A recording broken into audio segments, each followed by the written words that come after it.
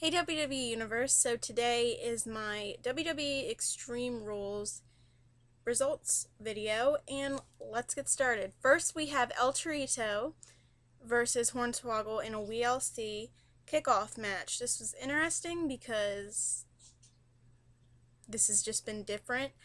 We have 3MB on Hornswoggle's side and Los Manadores on El Torito's side. And it was a it was a pretty good match. I was surprised that they could put so much into a match with them having the challenge of even getting in the ring. For them to put on such an amazing match was exciting, and I really liked it. In the end, El Torito did defeat Hornswoggle, and I didn't think it was going to be a good match, but it actually ended up to be interesting, and I thought it was pretty cute. Next, we have Cesaro versus RVD versus Jack Swagger in a triple threat elimination match. I thought this was a pretty good way to actually start the pay-per-view because the WLC match was on the WWE pre-show.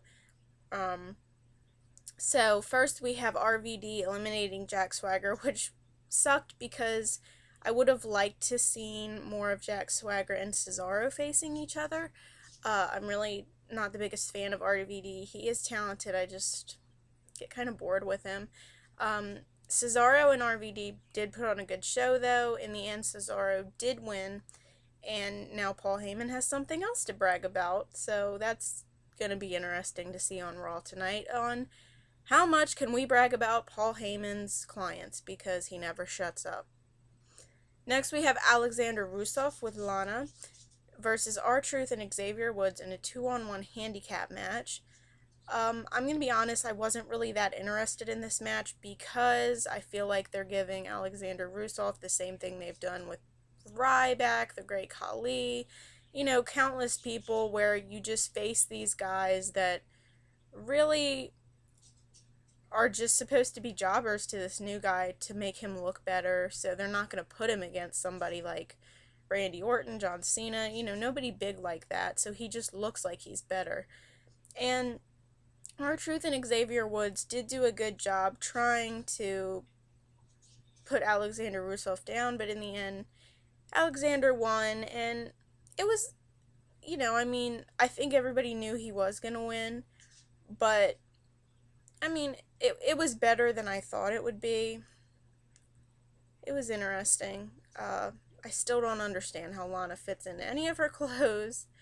But it was a good match. It could have been a lot worse. It could have lasted like 1 minute and been done, which would have been really just, ugh. Next, we have Bad News Barrett versus Big E for the Intercontinental Championship. Now, I was really excited about this match because Bad News Barrett is just awesome, and so is Big E Langston, or I'm sorry, Big E. I'm so used to saying Langston that it's weird not to say that.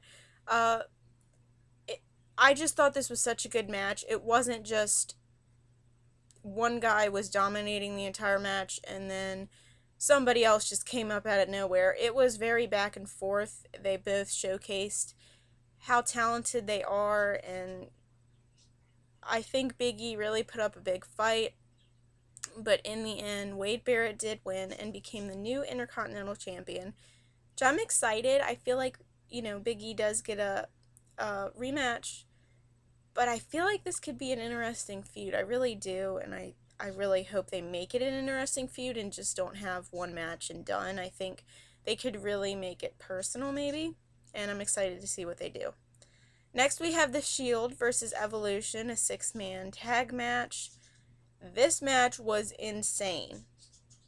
Let me I hope you guys didn't miss this, because I thought maybe this wouldn't be the best match in the world. I just wasn't sure how it was going to end or how it was going to go on.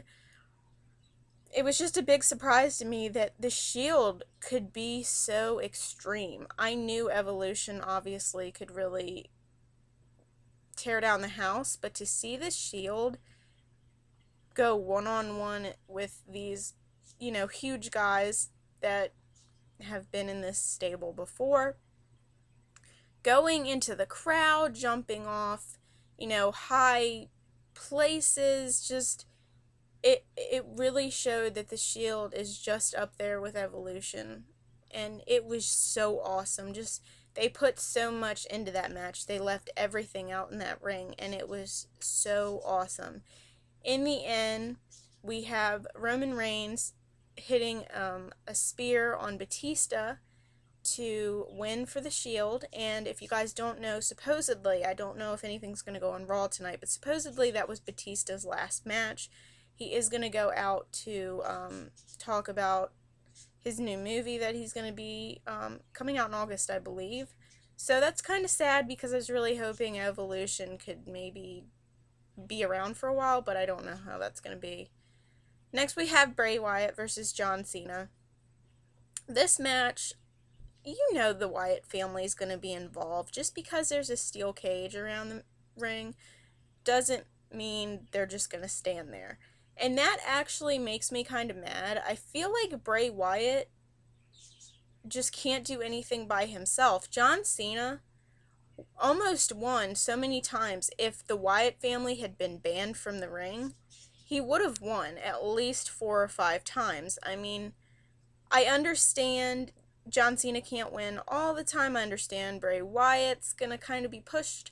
But I feel like if you're gonna have somebody be pushed, don't show him getting help every single match. It's really aggravating.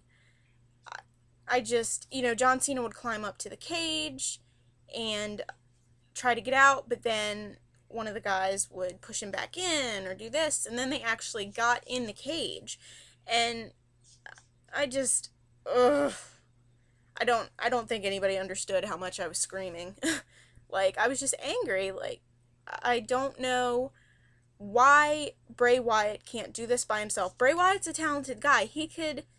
I believe that Bray Wyatt can really put on a good match by himself with the Wyatt family in the back.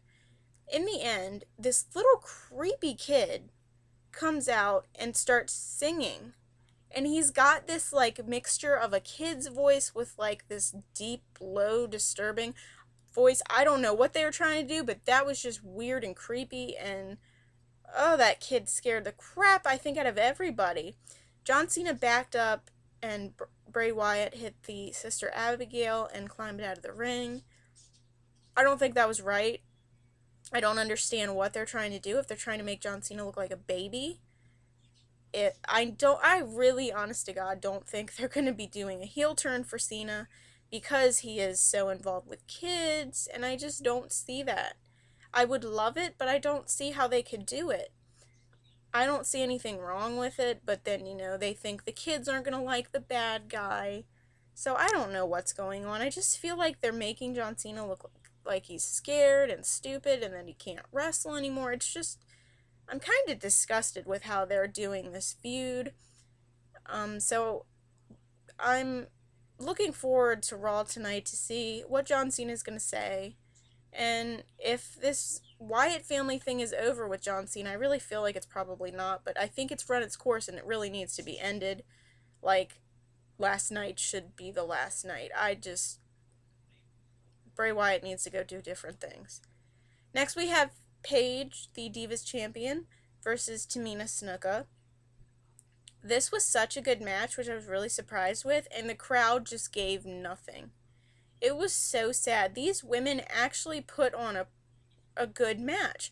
Tamina is I feel like she is extreme, and I feel like Paige really put herself up there.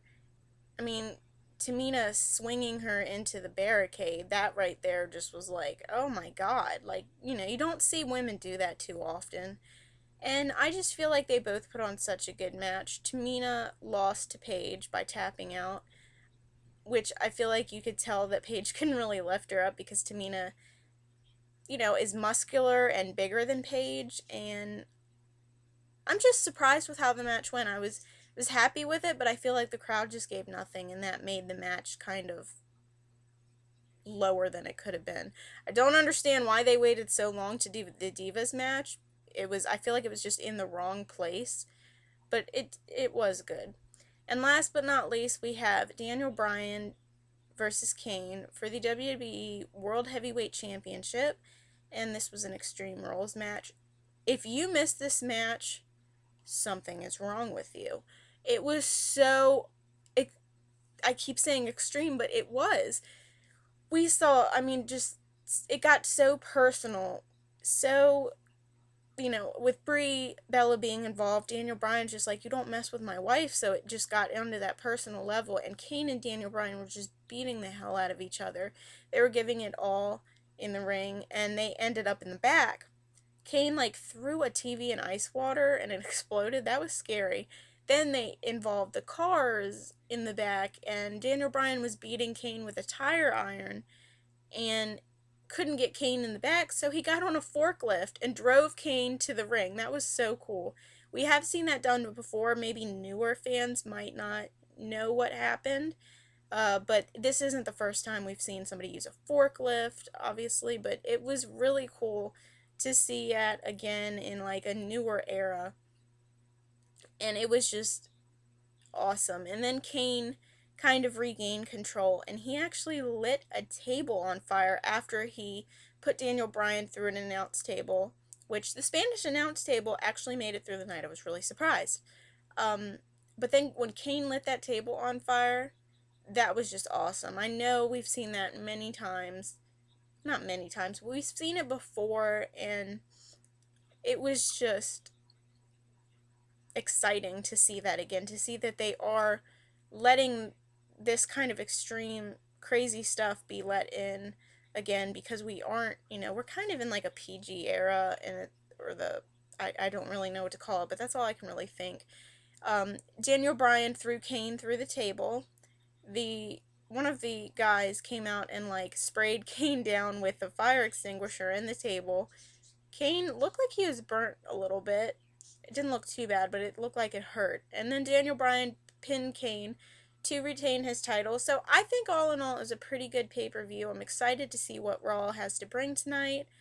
And I think it's just going to be great. I feel like it's good to let the younger people kind of get up there and make a name for themselves. But I also don't like how sometimes it just doesn't seem right the way they're going about it. So I just really hope things go well for Raw tonight. I hope you guys enjoyed it. Let me know what your favorite match was, and I will see you tomorrow for my Raw review. Bye, guys.